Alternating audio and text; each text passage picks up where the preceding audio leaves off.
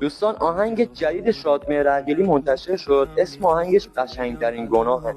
واقعا آهنگ بی‌نظیریه، واقعا زیبا خونده، اصلا قابل قیاس نیست با آهنگ ممنون که چند وقت پیش خونده بود.